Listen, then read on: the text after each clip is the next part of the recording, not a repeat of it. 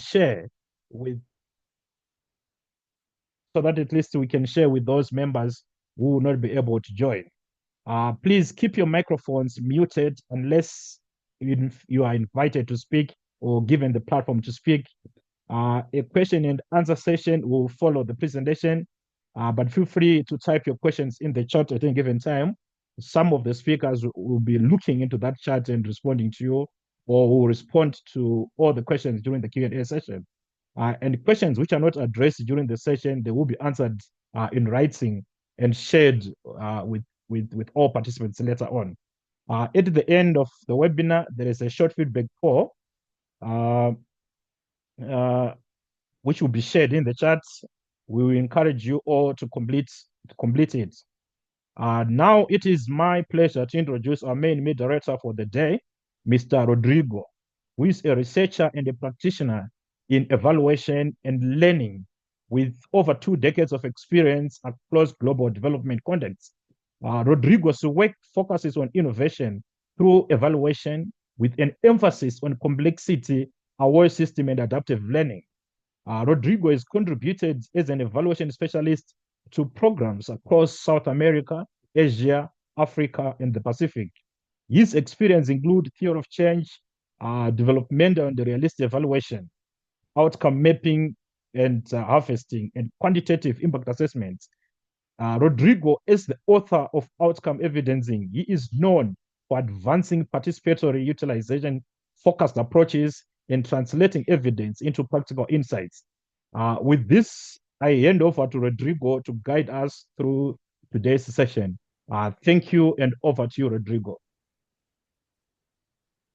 Thank you, Innocent, and thank you very much for introducing me. Well, it's very nice to see so many people here today, and given said that, I want to introduce you to 3 of our speakers. Briefly introduce you to 3 of our speakers today. First of all, I want to introduce you to Ana Amato. She's a planning, monitoring, evaluation, and learning manager for the Managing Results team, and she works to help staff throughout WRI design, monitor project to focus on the most impactful impacts of the project itself. We also have today Dr. Anwar Ponj. He's the Vice President of the African Evaluation Association, and he's an expert in research, policy, evaluation with over 20 years of experience in academia and international development. We also have Mrs. Gloria Cantengua, and she's a monitoring, evaluation, and learning specialist for the Circular Food Systems for Rwanda project at the World Resources Institute. So I welcome you. Thank you very much for being here today. And first, what I want to do very shortly is do a brief description of the webinar. I know you already have that, but it's good to update you on that. So this session, as you know, will explore the use of the outcome harvesting approach to evaluate the Circular Food Systems for Rwanda project, addressing the challenges and successes measuring measuring long-term indirect impacts in circular food systems and climate resilience. The session will highlight the key outcome harvesting lessons that are emerging from this project, and it will also showcase the best practices, limitations, and usings of the outcome harvesting approach. The session today has different objectives. The main one is this: we will explore practical and adaptive ways to measure impact in circular and climate resilience programming, drawing, of course, on the Circular Food Systems of Rwanda project, founded by the IKEA Foundation. Facilitators today will showcase how participatory methods like outcome harvesting can reveal system-level indirect and behavioral outcomes. The session that we are going to be running today will combine presentations, real-time engagement, and reflection on evaluation design and complexity environments. In order to do that, we have an agenda that was shared with you in advance, but and I want to go quickly through it. It's of course the first part is around 5 minutes. Is the introductory part that we are doing right now. The second part is very important because Anna is going to talk us about the background of the project itself, and she's going to show us a short video for us to be more familiarized with the program itself. That will take about 10 minutes. Just after that, and for 25 minutes, Dr. Ponch will do a presentation called Evaluation Methodology, Key Findings, Limitations of Using the Outcome Harvesting Approach, and he will also present some strategic insights. After that, and for 20 minutes, we are going to have a question and answer session. As Innocent said, you can start writing your questions while Dr. Ponch is going to presenting, and both Gloria and Anna are going to be answering them in the chat box. We are also going to have we are going to receive direct questions from you. Of course, all of them will have to be on the chat box for us to consider them.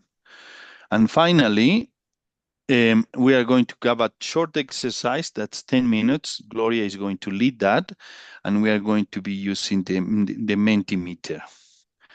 And finally, we are going to have a closing remarks from Innocent and myself. That's going to be 10 minutes. And that's what we have today. I hope you enjoy this session. Thank you. Please. So I think it's my turn. Anna? Yeah. Yes. Okay. Well, hello, everyone. Good morning, good evening, good afternoon. It is morning for me, so excuse me as I occasionally take a sip of coffee, as Rodrigo and I are in the Americas. So it's morning and we need our coffee. I am very happy to be joining today. And I as noted, I work for the World Resources Institute, which implemented this project, the Circular Food Systems Project that we are talking about today. Just a little bit about WRI. It's an international environmental organization that has been around for 40 years and has offices in 12 countries, including Rwanda. As an independent research organization, we leverage our data, expertise, and global reach to influence policy and catalyze change across systems like food, land and water, energy, and cities. So we both do implementing. I've started sharing the clip. What was that? Screen. No, I'll start sharing the screen when I in a minute. I have my notes, so I can't do both. So I'll share the screen in 1 minute when I'm done with this little intro. Thank you. Sorry about that. Okay. So as I was saying, systems thinking is very important to what WRI does and how we do what we do. But understanding how to work in this systems way is difficult. But we are making strides, as seen in this project, not only in how we do a project, but how we evaluate it, choosing the outcome harvesting method. As noted, I work in the Managing for Results unit, which is the unit that coordinates planning, monitoring, evaluation, and learning in WRI.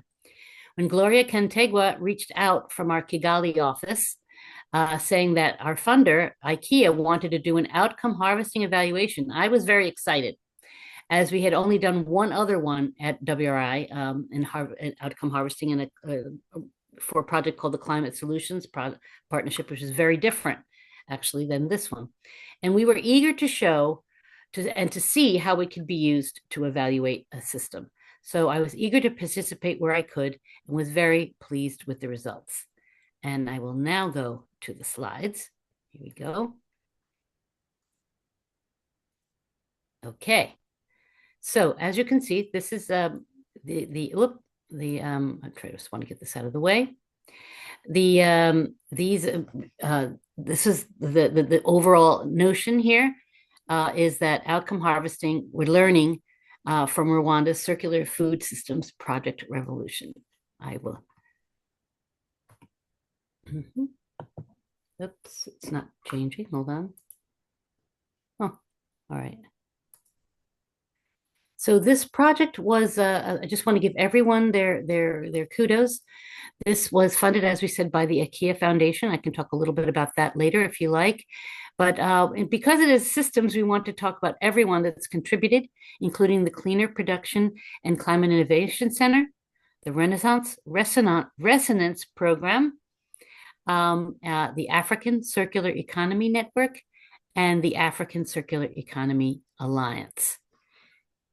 The project was begun in November of 2021, and it is closing up now. It's very soon, the end of this year. And again, Gloria can tell you more about some of the details of where they're going from here with this overall project. And the goal of the project was to transform Rwanda's food systems towards circularity, sustainability, and resilience. So the key pillars of the project was the development of small and medium enterprise companies and technical assistance and market linkages. So we had this very strong private sector component to the project. Then we had the policy and government component, which is policy and stakeholder engagement in a multi-stakeholder platform.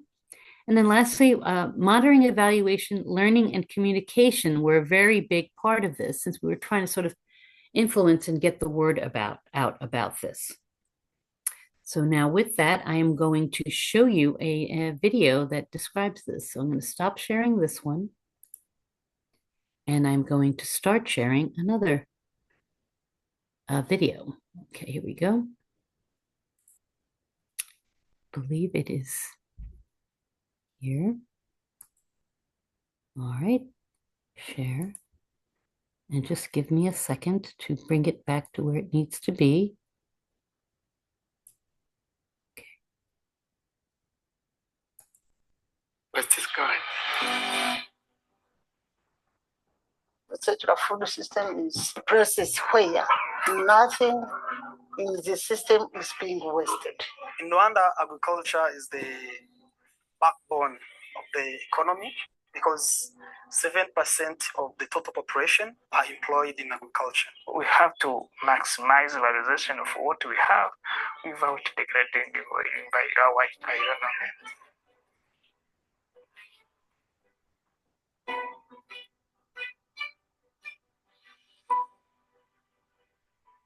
We have been trained.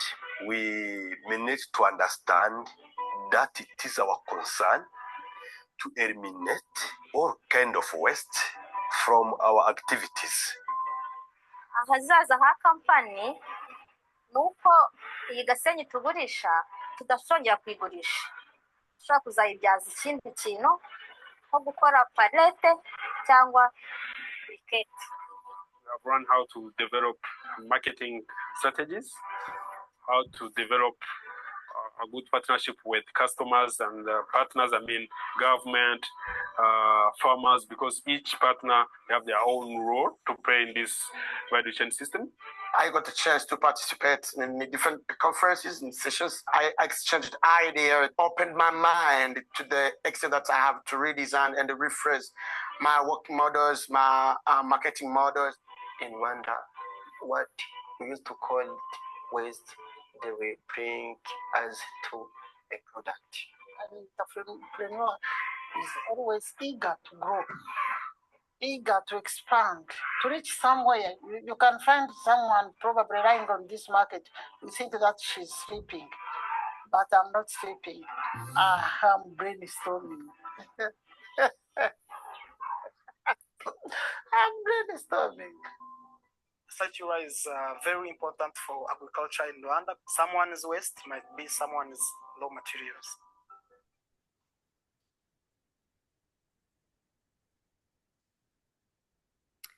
So there you go. All right, I'm going now to pass it over. I'll bring back up the slides and I'm going to pass it over to Dr. Punge. It's very exciting. I mean, it's just such a great project. So here we go. I'm going to pass it over to you, Dr. Punge, and I'm going to bring back up the slides. Yes, thanks so much, Anna, for that wonderful introduction to the project, and especially giving us the pillars before showing us that video clip. Understanding the pillars is really essential for us because we appreciate the outcomes that will come out that we actually harvested, because the outcomes emerged precisely because of the structural enablers, which are the pillars Anna talked about. So these pillars also serve as a guiding anchor for long-term sustainability planning beyond the project duration. And that's why we are talking about the seeds of sustainability. So outcome harvesting is the core methodology that we use to assess and learn from these changes that were triggered by the project interventions. I think when Anna was doing the introduction, she just forgot to mention that Ponge was the external evaluator that was hired by the WRI to conduct this evaluation in Rwanda. And Rwanda we are presenting here together. So this outcome harvesting approach, unlike traditional monitoring methodologies, starts from the outcome itself. What has been to identify observe of behavior change, relationships, policies, and practices. These are what define an outcome in outcome harvesting balance. And it is particularly effective outcome harvesting as an approach that is particularly effective, as Anna mentioned, in complex systems. And one of these complex systems is the circular food system, where change is not linear and it's influenced by multiple actors.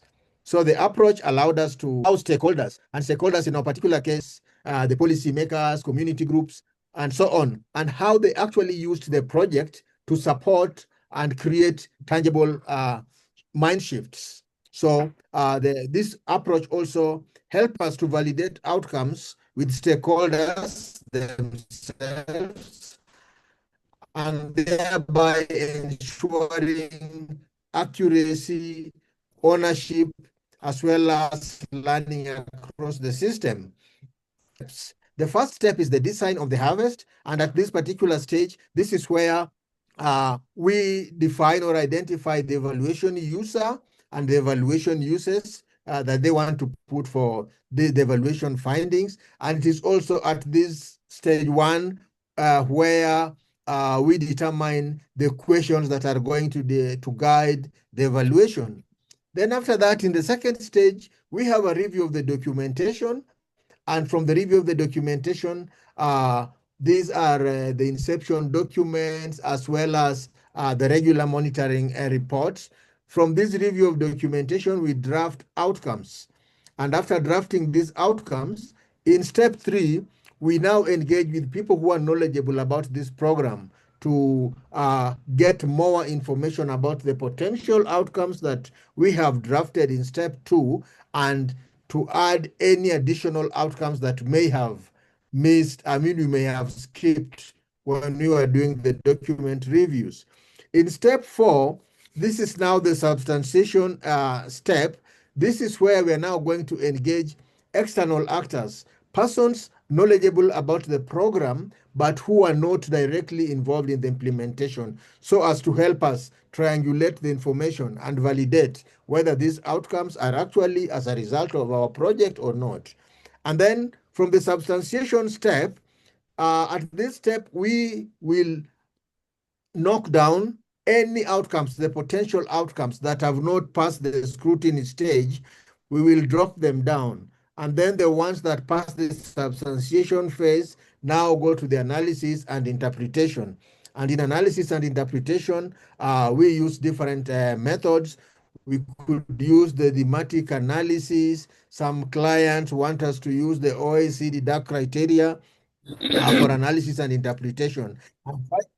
And finally, the most important of them all that separates outcome harvesting as an approach from the other approaches is now the support for use of the findings. How are we going to make use of the findings? So this is where we make sense of the findings and discuss together with the client how they can make use of the findings.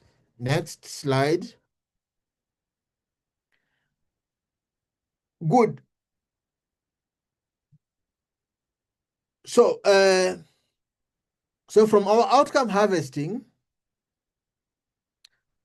which you mentioned that is our core methodology, we use this to assess and learn from the changes that were triggered by the project. Yes, and through this process, we identified several significant outcomes that reflect progress towards circularity and also climate resilience. And these outcomes that we harvested include adoption of new circular business models, farmer-led innovations, strengthened waste to value practices, and also increased cross-sector collaboration. We also saw policymakers integrating circular food systems language into plans and entrepreneurs also piloting new generative solutions, like you saw in that video clip. And also, we talk about the policymakers integrating circular food systems language. The agricultural sector strategy for Rwanda, PSTA 5, has some circular food systems language integrated therein. And also we have the development of the multi-stakeholder platform, which really try to institutionalize policy dialogue. Then perhaps the most important is that communities also showed a shift in their mindset, and recognizing that circularity is not only environmentally necessary, but that it is also economically advantageous. So these outcomes in themselves demonstrate not just the success of this project, but also the growing momentum in Rwanda for system-wide transformation. Next slide.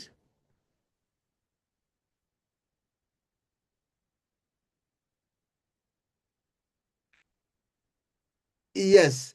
So in terms of highlights from our outcome harvesting, a number of standout insights emerged from our outcome harvesting process. And the first of this is that the adaptability of local actors was remarkable. They creatively applied circular principles to address local challenges. The second highlight is that partnerships proved to be strong, vehicles of change. We already talked about the multi-stakeholder platform, and this multi-stakeholder collaboration accelerated experimentation as well as knowledge sharing.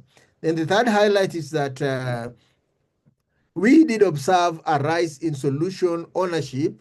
Communities and organizations began driving initiatives independently, indicating strong internalization of project concepts. You saw in the clip when one of the project implementers was saying that we will no longer be selling these husks as waste because we are now going to use them to make pellets, right? And these highlights in general reinforce the fact that circular systems thrive when innovation, collaboration, and local leadership intersect. Next slide.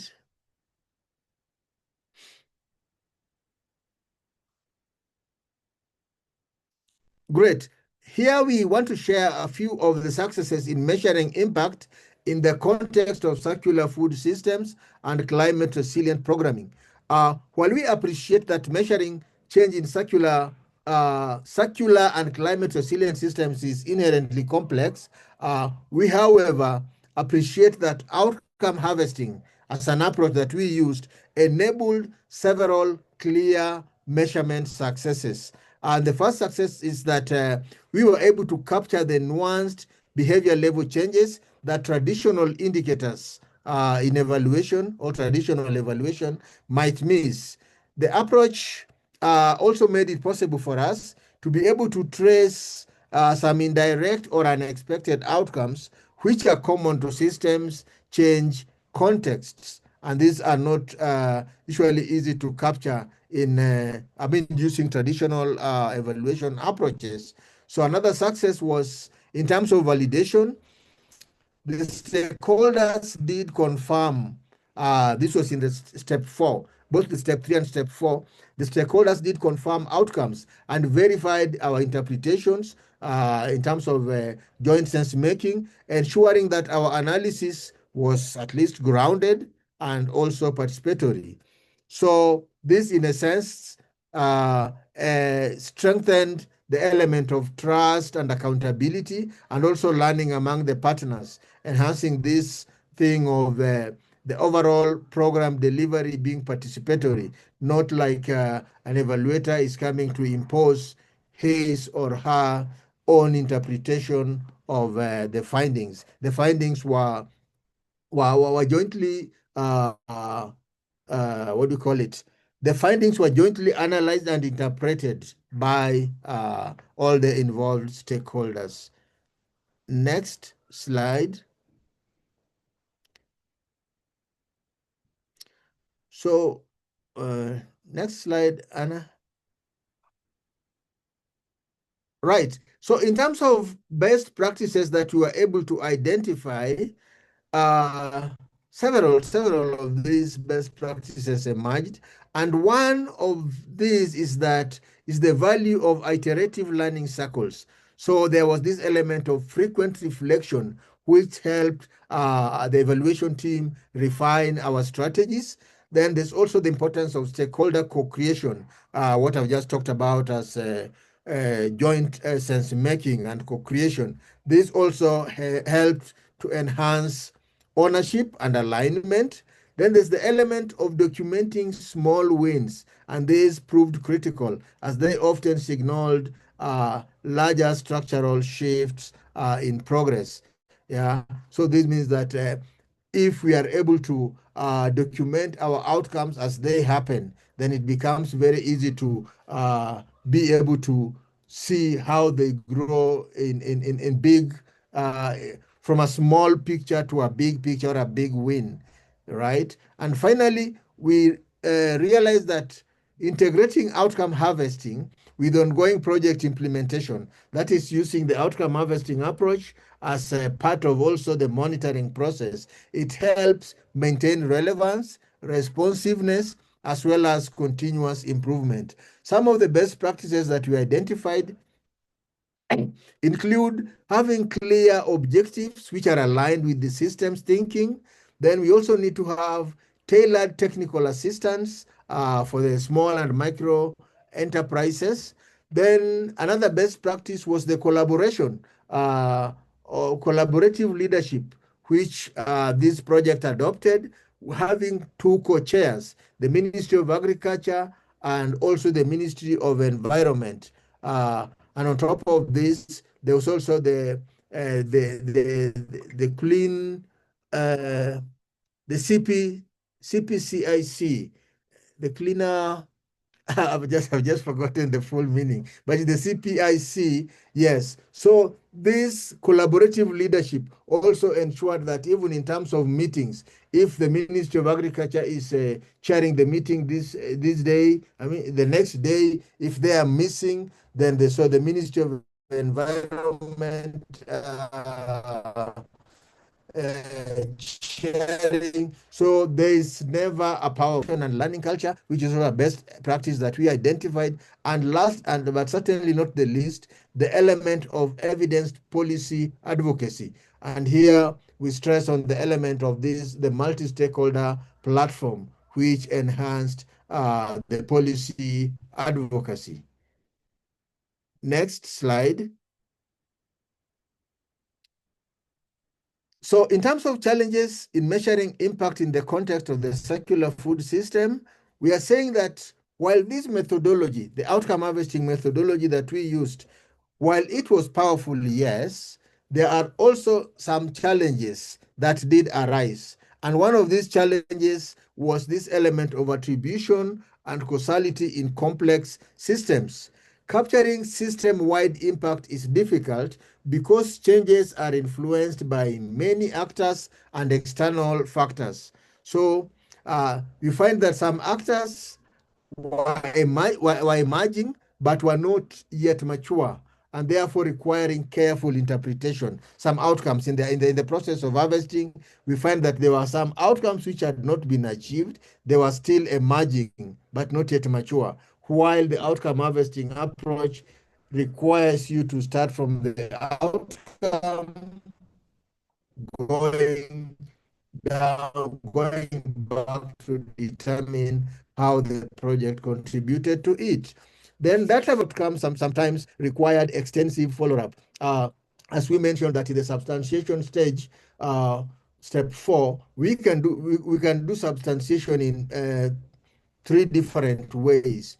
One, we can get additional documentation to review, and then 2, we can follow up with the knowledgeable persons from the project implementation team. But above all, it's necessary also to involve or to get substantiation from external actors. That is, those who are knowledgeable about the program and its outcomes, but were not involved in the implementation. And lastly, another challenge is that it was the ensuring that consistent documentation was there across the project. And this, especially in a fast-changing environment, this presented logistical hurdles, ensuring that project documentation was present across the project, because you have to ask this implementing partner, can you please have this document and this document? You ask this. So that was one other challenge, but there were learning points. So going beyond our challenges and successes, now, what lessons for sustainability? Next slide, Anna.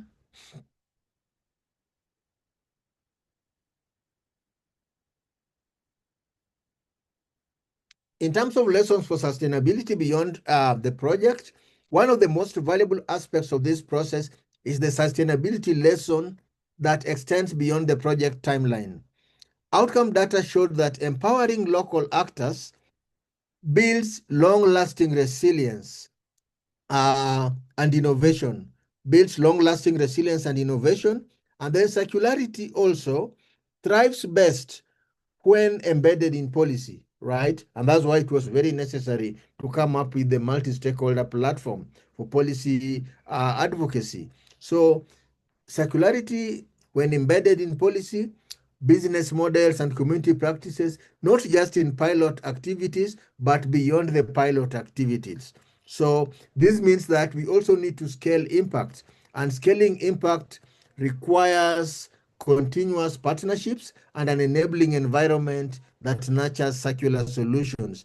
That's why the partnership that has been established, especially in terms of the multi-stakeholder forum, it is an institution in itself that can go even beyond the project. Even if the project is not there, the circular food systems for Rwanda, the multi-stakeholder platform is already there in place. Then we do understand that these lessons are critical for any organization that seeks to catalyze systemic transformation in food systems. So this best practice from the Rwanda circular food system is a lesson that can be shared with other organizations or other countries intent on implementing a similar program, or even scaling up this program now from Rwanda to say to Uganda, Tanzania, or any other area where the WRI is implementing similar programs. So to ensure long-term impacts, next slide, Anna.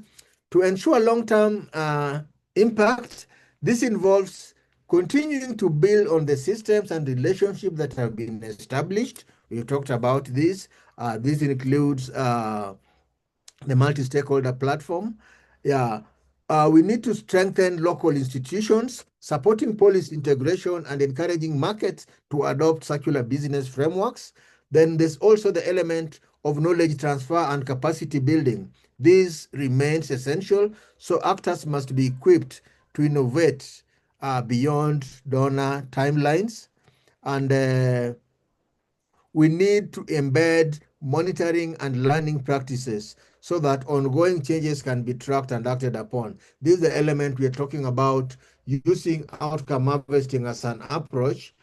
Now, not only just to wait for evaluation, but also to use it for regular monitoring of project implementation. Yes, and then if we continue with all these practices of monitoring and learning, it means that we are continuing this seed of sustainability. And even if this program were to be replicated, we already have best practices in place to guide us. So in conclusion, next slide. In conclusion, we can say that the outcome harvesting process illuminated how the Circular Food System Project for Rwanda contributed to meaningful multi-level change in Rwanda. And this is what we call transformation that has been there, the revolution that has been caused in circular food systems. And this is like the circular food systems for Rwanda has planted a seed in Rwanda. And then this seed is supposed to grow beyond just one seed and then produce more results, replication of this. So we have seen shifts in behaviors, especially in the behaviors of those we saw even in the clips.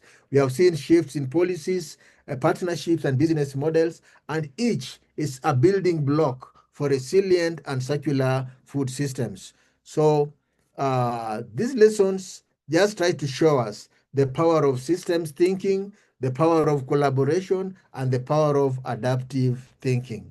So slowly by slowly, we are embedding circular economy in circular economy curricula in the universities. We are establishing peer learning networks. We are continuing the M&D technical assistance, and gradually we are handing over to local institutions and government agencies. So we, or rather the Circular Food System for Rwanda has planted this seed, which is going to cause a revolution in the circular food systems, not only in Rwanda, but in Africa as a whole, and if possible, even globally. Thank you for listening.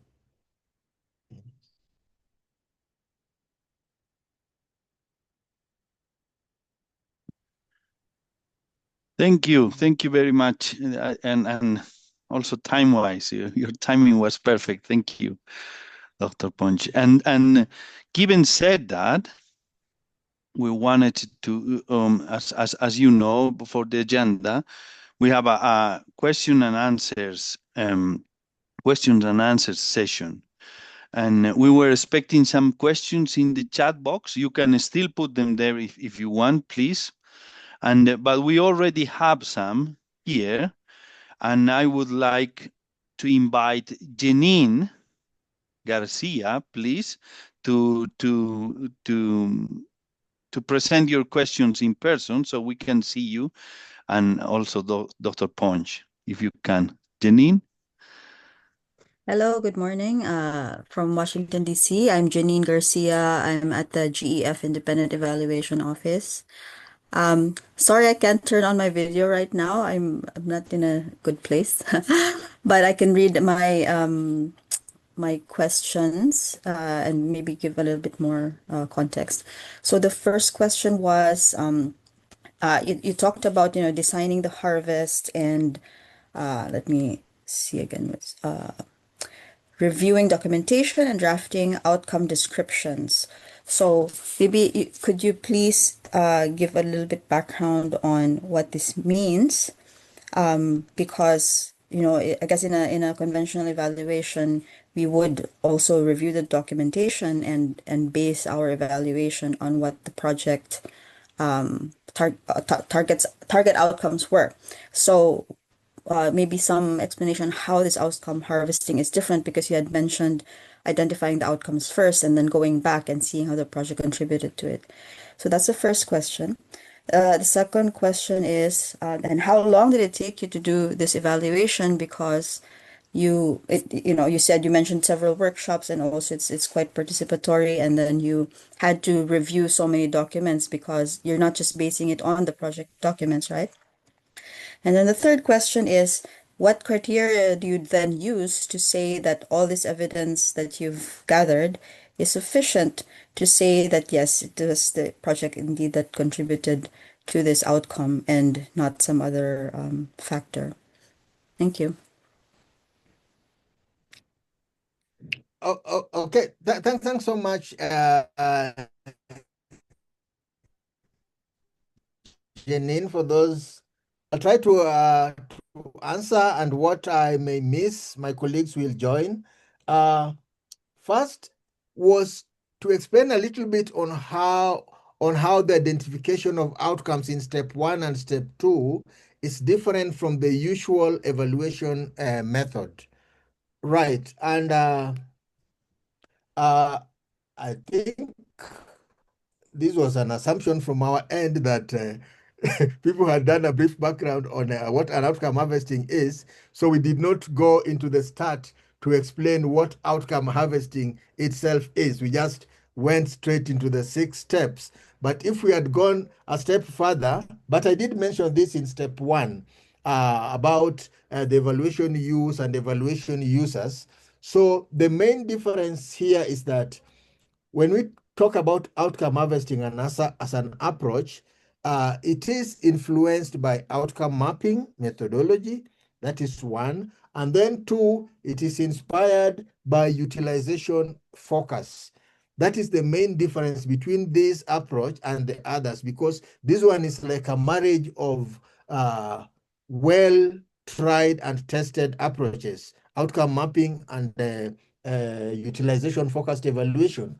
So for outcome mapping, we are trying to determine the users, the boundary partners. Who are these that are going to make use of this the outcome harvesting? Who are the users and who are the boundary partners? The boundary partners are those who are influenced by this project, right? Yes, because the outcome in this particular case is about influence, right? So we have the user, then the use, because we have said, you've seen in the step number 6, we are talking about support for the use of the evaluation findings. So what use are we going to make of this? So these two are very key in the first step. We must have the user, the users, I mean, and we must have the users that are going to make of this evaluation. And then it is also in this step 1 where we have the evaluation questions. You may find that in the traditional approaches, the traditional evaluation methodology, you may have the questions, but you may not have clearly the distinction of who the users are or what use they are going to make of this evaluation. So that's one of the main things that differentiates the outcome identification for outcome harvesting as opposed to the traditional approaches. How long did it take to do the evaluation with its iterative and participatory nature? Now you want me to report Gloria to the police. I told Gloria that this is a really huge and iterative participatory process that in normal circumstances should take not less than 60 working days, 60 paid days. 60 paid days means that you have to work for like those 60 days. This would mean like you need 30 days in the field to do it. But the good news is that I was in Rwanda for 2 weeks, and I don't even know whether I was sleeping because I could come from the field. I work on my on my reports with my team members. I tell them when I'm going to sleep at 10 in the evening, I tell them that I want to wake up at 4 in the morning and find the reports ready for me to review. So it was massive work for those 2 weeks, and it was only because I respected and the team program manager Eric and also Gloria, that I accepted to be in Rwanda for only 2 weeks. Otherwise, I nearly killed myself those 2 weeks. It should have been spread to like 30. A good thing also that the team in Rwanda did was that they brought to Kigali. So it was easier to get them at a centralized location. If it meant having to go to each of those sites, some of them are northern parts, not only costly, but also got access to all the implementing partners, and the ones that were in Kigali and just in the outskirts of Kigali town, Kigali city, I mean, we visited them, and the pictures are there if you look at the report. I hope the report is available publicly, Gloria. The evaluation report, it should be. Yeah, if it is available publicly, then you'll be able to see some of those. Then what criteria do you use to determine that the evidence is enough to say that the project was indeed the main contributor to the outcome? Thanks so much for that question. And here we need to make one point clear, that whereas the traditional approaches to evaluation are talking about attribution, that circular food systems led to this. In outcome harvesting, we are aware that we are working in a complex system. So we are not saying that it is the circular food system that has led to this outcome, but we are saying that the circular food system has made a contribution to this, and we are also aware that there are also other actors who are working within the same context and around the same thematic areas on circularity, yeah, that may have contributed. So that is why we have the element of contribution. We have the fourth step, which is the substantiation step. We have said that we can substantiate in 3 different ways. One is by working with the implementing partners to give us any additional information where we got our potential outcomes in step 2. And then also in step 3, where we engage with implementing partners. Then if we are not able to get additional information or additional evidence to lay the claim of contribution to the outcome, we can ask for additional documentation. Can you please give us any additional material? Because maybe when you are doing our review, some documents or some evaluation reports or final reports had not been approved by the client. Yeah, so maybe they're approved after we've done our reviews. So we ask for such kind of reports to, especially where there are additional outcomes. When the knowledgeable persons give us additional outcomes, we tell them, can you give us the source of that outcome? And then thirdly, we talk about the external substantiator.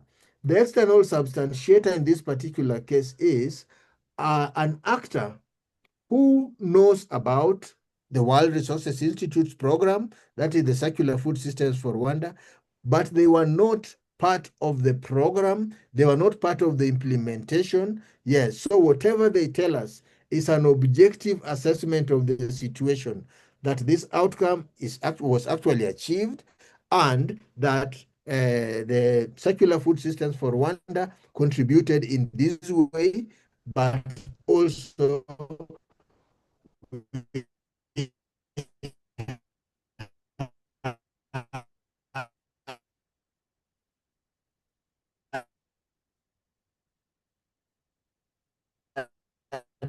other actors that contributed to it.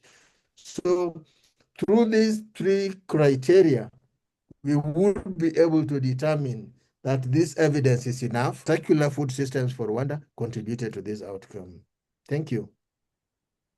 Thank you so much. Oh, I've seen another question from Dick. Are different criteria, what values would separate a successful program from a failure program? To Dick, are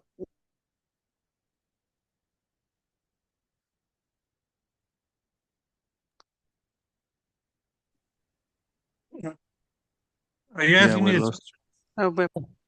I dropped out briefly. Dick, you wanted I don't know whether I'll be able to get the question again. Yeah, I just get very concerned with a lot of evaluations that you can't tell whether they're proclaimed a success, but they're doing a lot of what I'm going to say aggregate analysis which can give you a very impressive number but not mean very much versus something like a percentage. What percentage of the area is getting into your harvested program, circular harvest and things like that? You need criteria and targets on your criteria in order to make sure they're effective. Okay. Oh, okay. I do get your question, Dick. But I just wanted to mention this, that success in an outcome harvesting approach is not like we are going to consider the number of outcomes we have harvested. Say we have harvested 60 outcomes, so we say this project was really successful. We could even have like 10 outcomes only, but then these 10 outcomes are outcomes that have really transformed the community as well as the beneficiaries.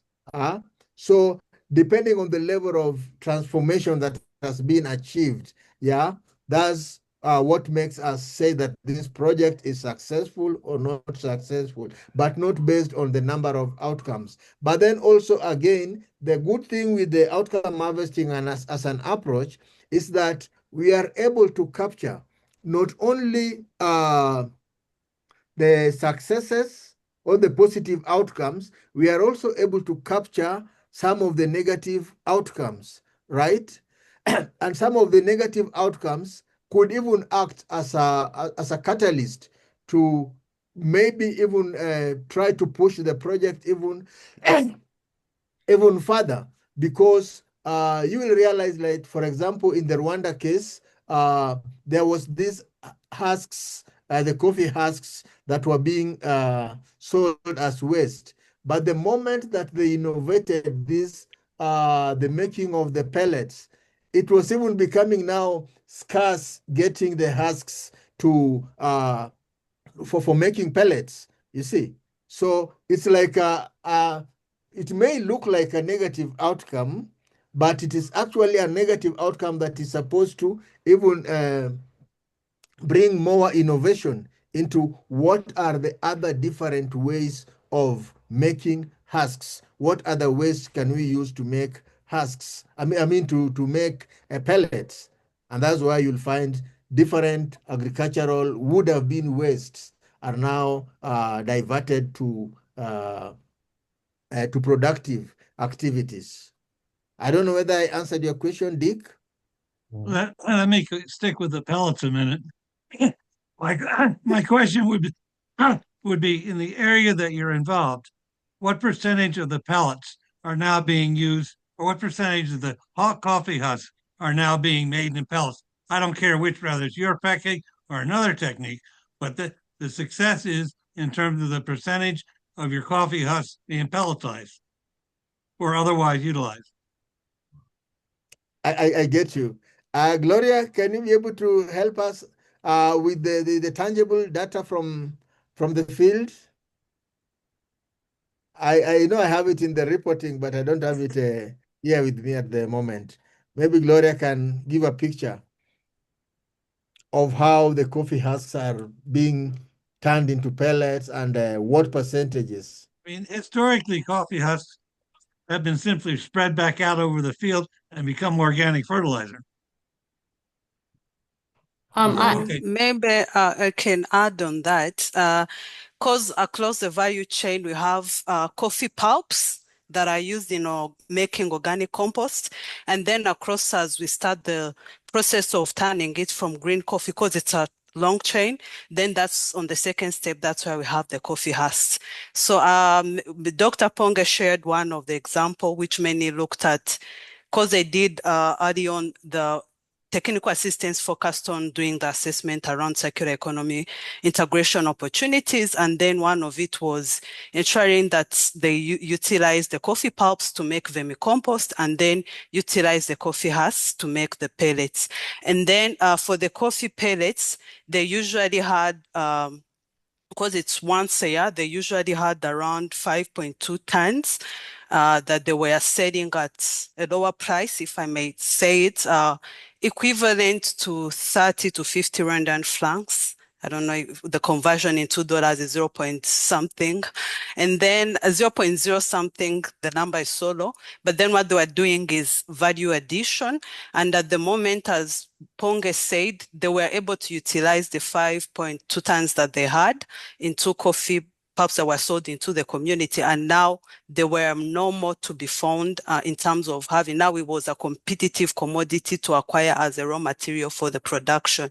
So that's where he was saying in the angle of, it was being sold to the communities as pellets, but now it was building a more demand in terms of having the raw materials that could satisfy their regular clients. Since coffee is once, you harvest once in a year. So that's where it comes in as that challenge. And in terms of numbers of communities, although this outcome harvesting was much focused, they wanted us to look beyond the numbers, but to make sense of the qualitative information on ground. But I would say the current number of the households they were serving was around 30.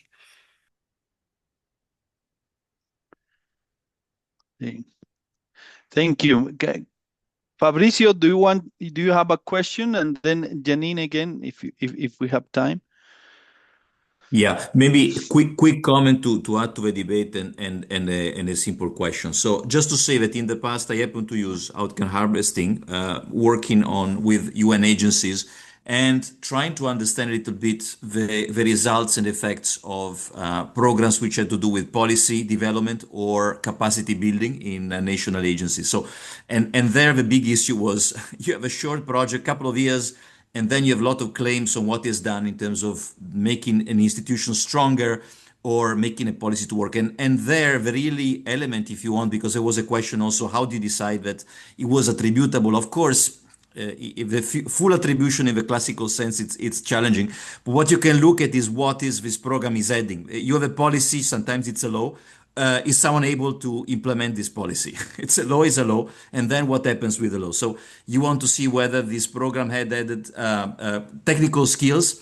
It had helped get in touch with people who know how to implement it. So knowledge, practical knowledge, skills. It gave a budget. It created an implementation structure. So you want to look at these concrete aspects, and it helps a lot, working backward. And doing, as you said, also sometimes involving people who are not part of a project. So I thought it was useful for that. My only question in your application is that part of your project seems to be support to individual enterprises. And So if you use outcome harvesting in the policy part, that I fully agree. In the part on support to enterprises, I'm wondering, do you really need it there, or do you need just a simple classical traditional approach would work in that case? But I'm not trying to criticize what you did. I'm just sort of thinking a little bit in the specific case of the project enterprise, whether you really need outcome harvesting. Over to you. Thanks a lot. Really interesting presentation.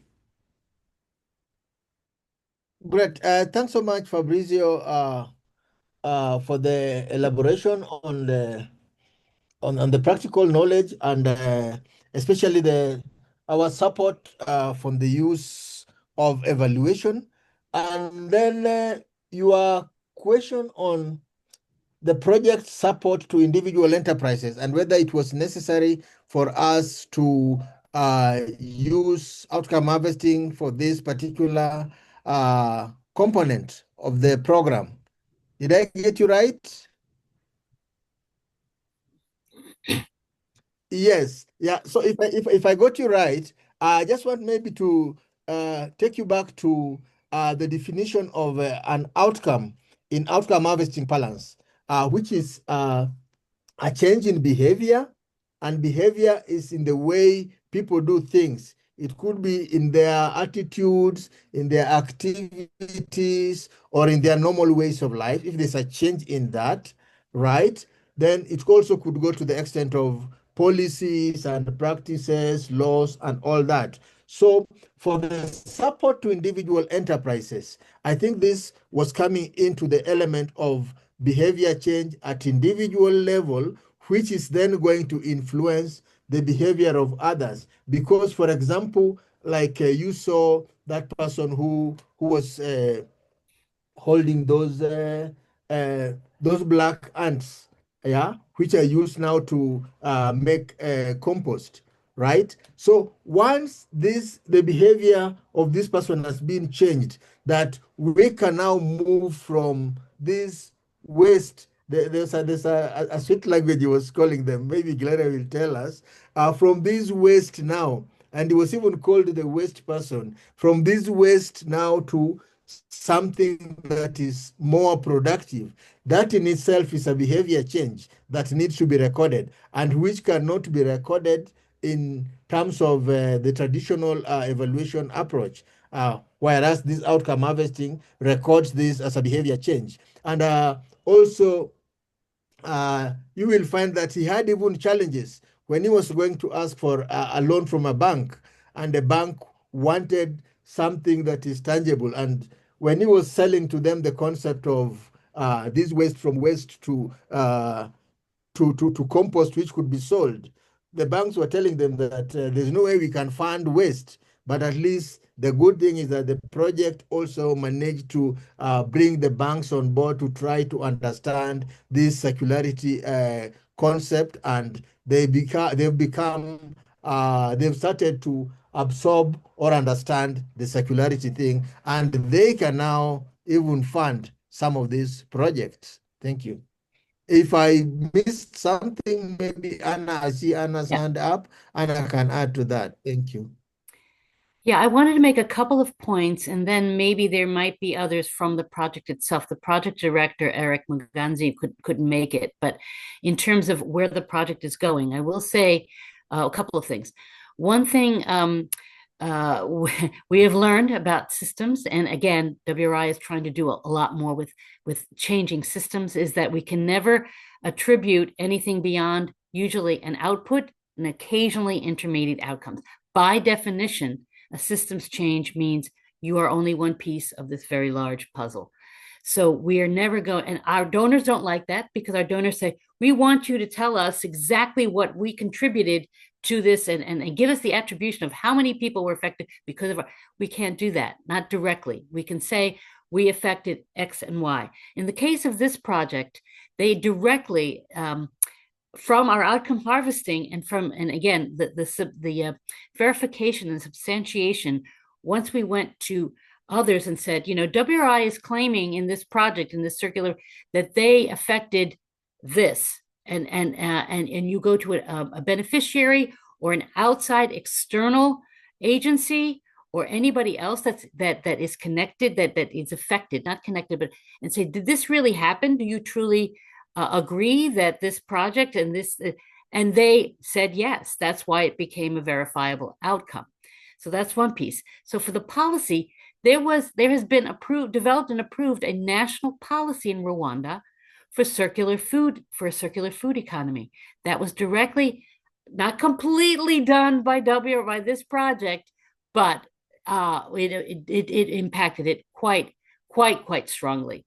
And you can ask a number of people in the agencies. Now, someone said, will that policy be implemented? I don't know. You know the way things are. Policies are approved and then nothing happens. That is to be found in the impact a year later. I mean, that policy was approved less than a year. I don't know, I forget, 9 months ago or something. So we'll see if it actually is implemented. So that's for a follow-up evaluation of some form, I suppose. In terms of scaling up, this is, and again, Gloria, or I think maybe Bernadette, I don't know, can tell you more about what's going on in terms of follow-up, but this project is being scaled up. And I will say, though, the project itself is ending this year, the IKEA Foundation is funding more work. So it did lead to further funding for this type of work. It's a little variant on the theme here, and I can't tell you exactly what it is, but they are planning on that. So yeah, so those were the points I wanted to make. And yeah, again, I can leave it if Gloria or anybody else from the project has more to say, you can chime in.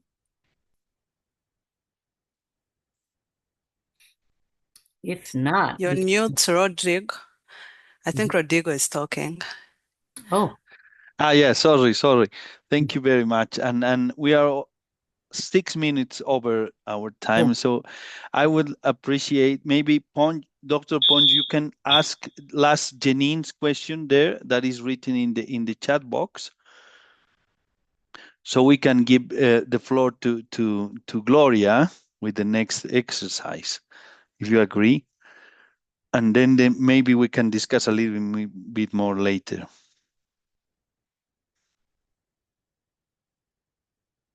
Rodrigo, I can see the question from Janine.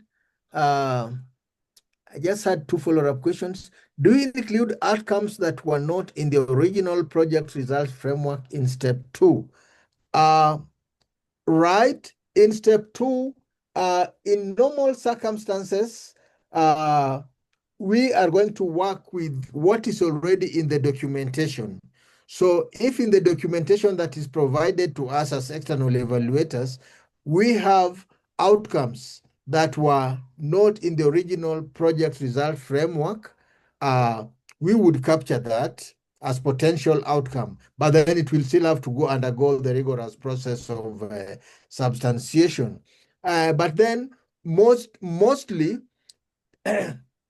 these outcomes that were not in the original project result framework, most of them usually come out in the step 3, especially during the outcome harvesting workshop. That's where you find that the actors may bring in an outcome which they may not know that it is an outcome, but it is actually an outcome, only that it may not be in the original result framework. You know, and that's another advantage of using outcome harvesting as an approach, because we are working with the outcome. This outcome was achieved as a result of this project, but how did the project contribute to it? But if it were in the traditional evaluation approach, we would not be able to capture this outcome. We would only be concerned with what was in the original framework. Anything that was not in the original framework is not part of our business. And then advantage of this process also is that we are able to capture both the positive outcomes as well as the negative outcomes. Then when it comes to assessing contribution, do you not then just answer it as yes, no, or do you try to ascertain how much the contribution was? Your video was stopped when you were talking about the 3 criteria, when perhaps you can mention them. The 3 criteria for determining this one was for the 3 criteria for the substantiation. And the 3 criteria were: one, we have already engaged with the knowledgeable persons in step 3. In step 4, we can engage again with the knowledgeable persons if there are any additional outcomes that are brought in step 3, which we are not captured in our document review in step 2. But we would require from you that you give us the source of that outcome. Is it a document that maybe had not been approved and provided to us by the time of inception when you're starting the project review? I mean, step 2, give us that document or give us the link to the document. And then the number 3, the third criteria is to engage with an external actor. But normally this one applies with the policy changes. Yeah. Here, where we are going to talk to an external actor to substantiate, these are normally either the research users or the policy makers, where we ask them, we know that they are knowledgeable about this outcome, but they were not part of the implementation. So whatever information they give us is an objective assessment. So we don't just say yes or no. Did the project contribute? Yes or no. We have to take it through that rigorous process, yeah, to make the process not only scientific but also objective and be owned by the key stakeholders. Thank you. I don't know whether I answered you, Jenny. Yes. Yes. Thank you. No, just to on the last point. Yes. Yeah, that's great. You really ask for documentation, right? But just to clarify, like when you report to the donor, do you just say that yes, definitely the project contributed, or do you really get into the details of the how much and how it contributed? That was the context behind my last question. Thank you. Thank you. I think we have to go ahead, or do you want to answer that one as well? Yes, I just wanted to mention that we use different applications to review or to analyze outcomes. And one of these apps is called the Podio platform. I don't know whether you're familiar with the Podio platform. And in the Podio platform, when we are using it as a platform for or a database for harvesting our outcomes, there is a place where we give percentages of like what is the percentage contribution of this project to this outcome, blah, blah, blah. But then these percentages now brings in the element of subjectivity, because again, it now depends on the perception of the evaluator.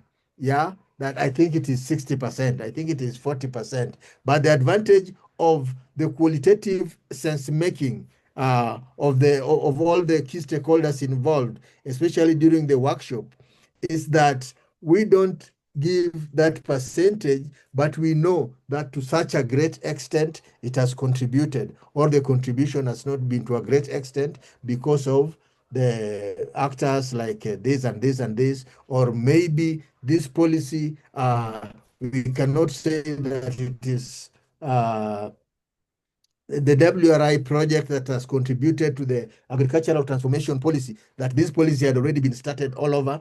But then we can say that it had been started, but it catalyzed it. So that is the contribution we are talking about. Yes. But we cannot just say yes or no, it has contributed or not contributed. Yes.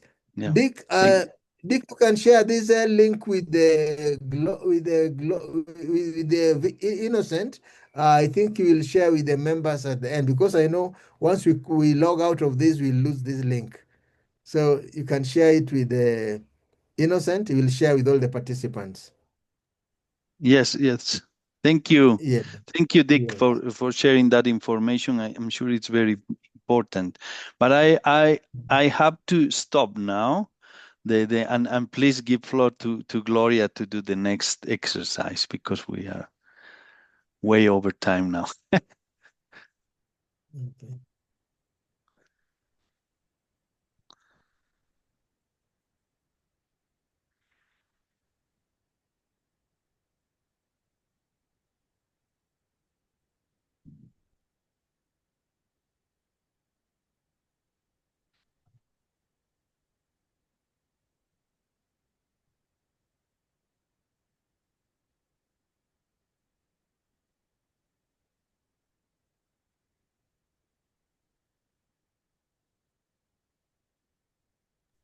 So Gloria, yeah. Gloria, is it just one question? No, I said I shared the Mentimeter and I'm waiting to have more people on so we can go to the next slide. But I was saying it's either you can use the link or the scanning code that is here or type in mentimeter.com and type in the use code, which is 54877568. I hope I can see we have now 7 people, but we can move on to the next.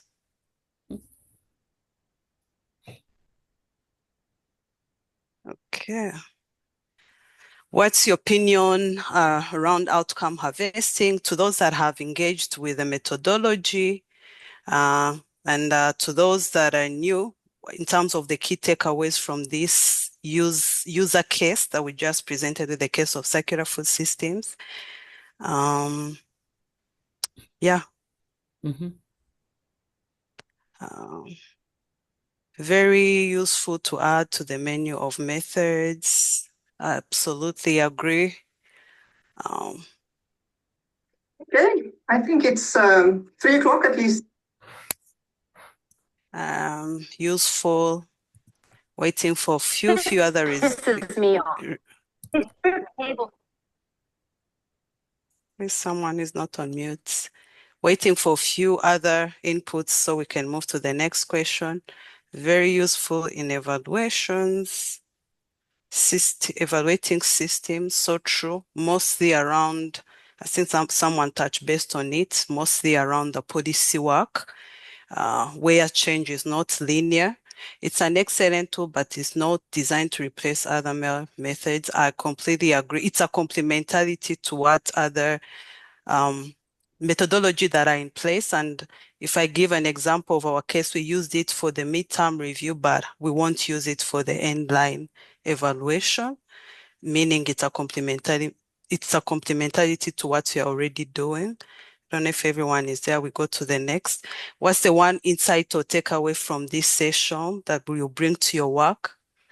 That goes to people in the program management, other people who are PML, monitoring and evaluation and learning professionals. What's the key one take or insight? You could even share one building on your experience that we could also utilize moving forward. Waiting for inputs on this as well before we move on to the next one.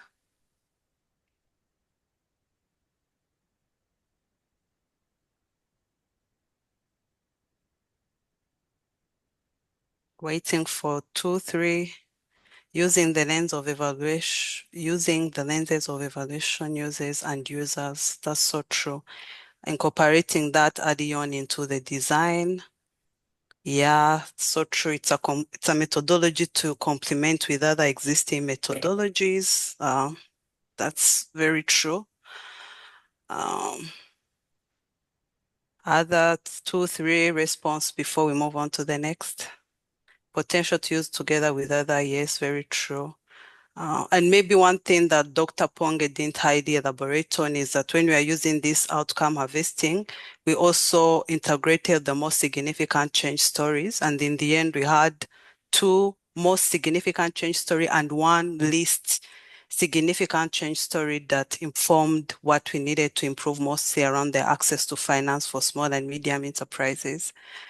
On to the next that now will help this community looking at 2026, which are the topics or questions you would like to see the Eval for Youth cover, suggestions that will help to plan for 2026.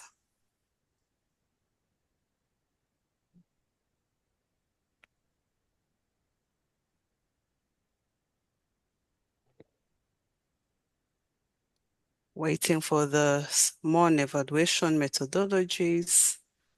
Others beyond, that means continue to showcase more methodologies with clear user cases, if I'm interpreting that well. Monitoring and evaluation of scaling of development innovations and technology. That's a nice topic. AI and evaluation, a trending one that actually I would also love to see in 2026. Methods of evaluation, censuses, climate change and evaluation, absolutely. Innocent is taking into consideration all these suggestions that are coming in. On to the next one. In case you want to contribute to a blog or an article or a webinar in 2026, you could also drop your email here for the organization team to reach out. Yeah, I'll stop sharing and then hand over to Rodrigo. Thank you. If I stop sharing, people can still drop in their emails. I believe it's still accessible.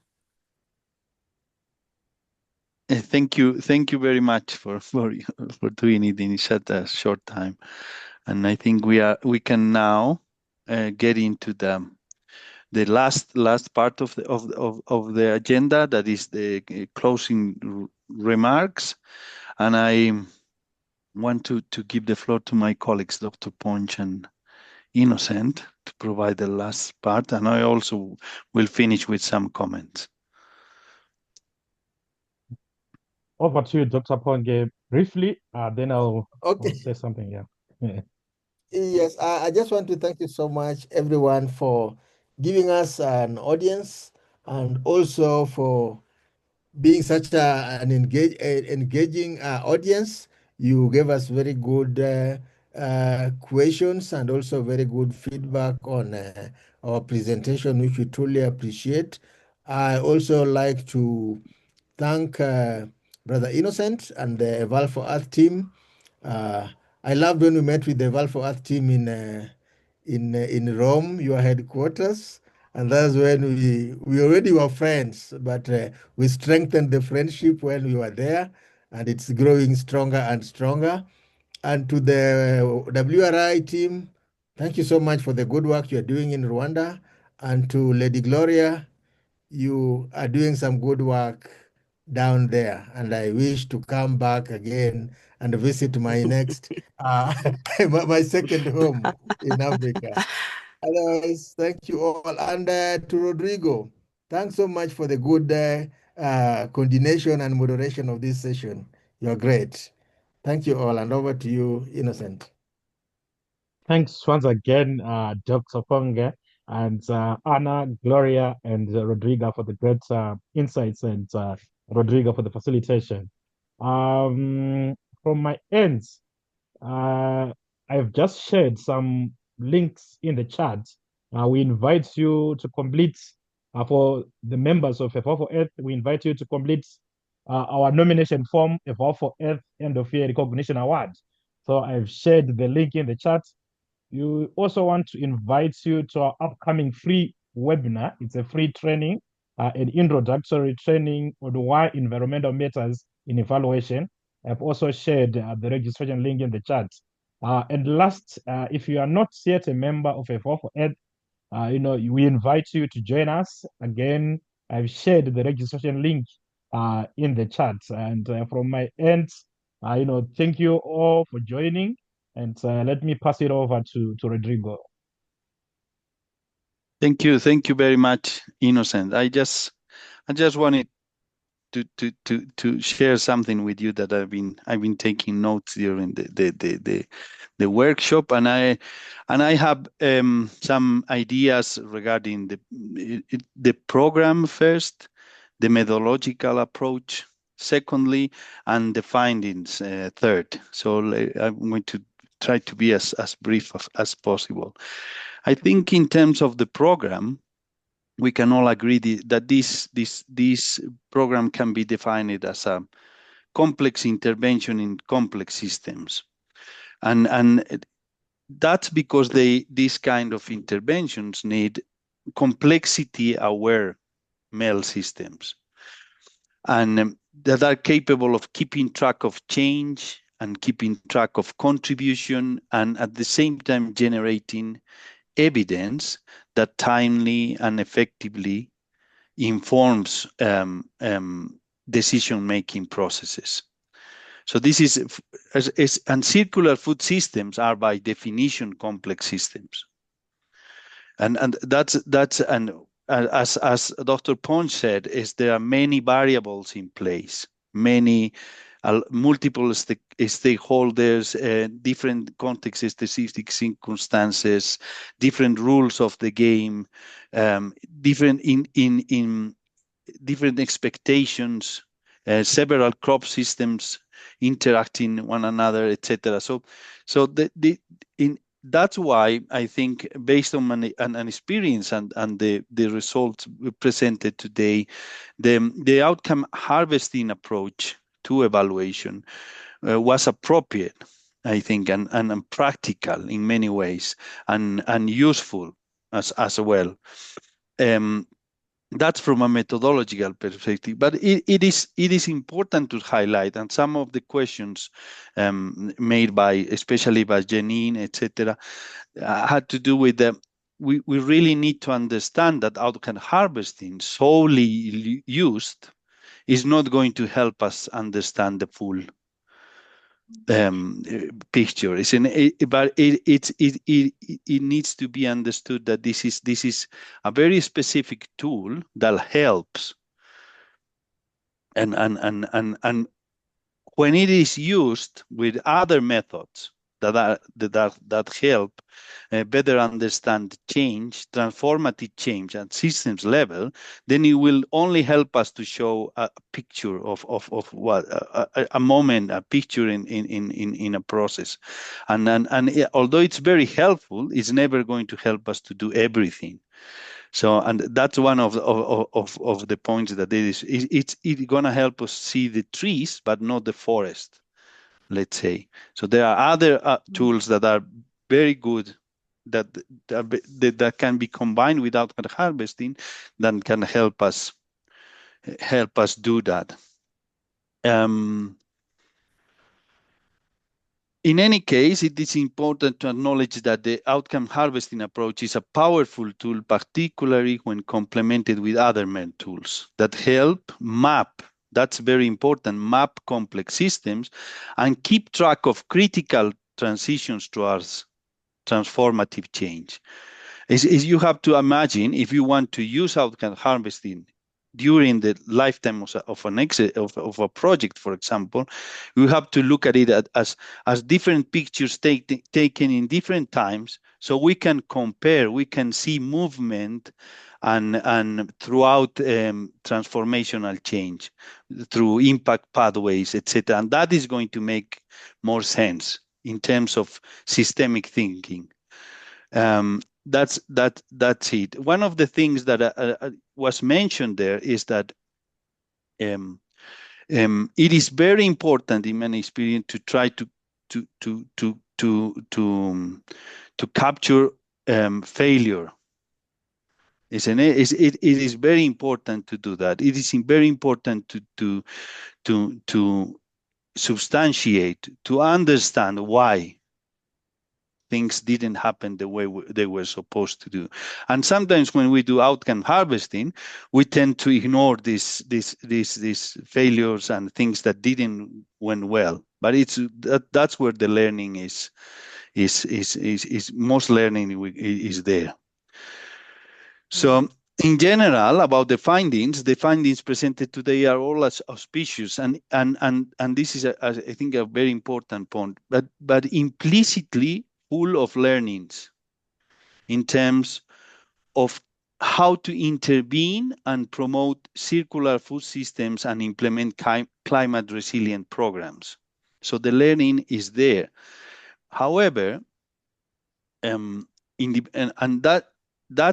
is very important, and those learnings need to be or should be systematized in different forms: methodological guidelines, scaling strategies, policy briefs, journal articles. Maybe and that's something we usually don't do.